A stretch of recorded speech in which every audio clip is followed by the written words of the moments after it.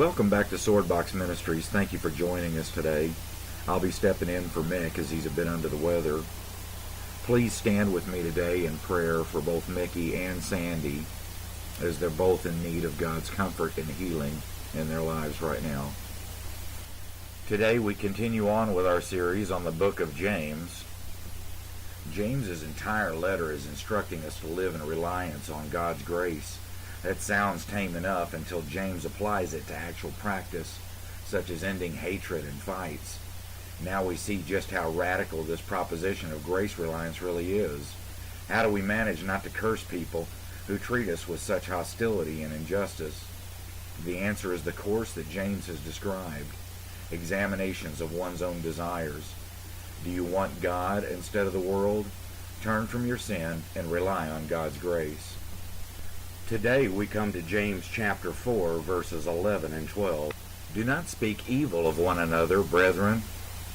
He who speaks evil of a brother and judges his brother speaks evil of the law and judges the law. But if you judge the law, you are not a doer of the law, but a judge. There is one lawgiver who is able to save and to destroy. Who are you to judge another? The Greek word for brother or sister, adelphos, refers here to a believer, whether man or a woman, as part of God's family. And judging in this verse does not simply mean discerning between right or wrong, but rather would be condemning or despising someone's life or actions as wrong, slander, as it were. We're all on some level guilty of this, whether due to our own feelings of self-righteousness or our negative thinking that so many of us love to vocalize. Before you know it, you've taken the role of judge, and James clearly tells us not to because it's sin. Remember, Christ has shown mercy to our brothers and sisters. Let us do the same. Thanks once again for joining us here at Swordbox Ministries.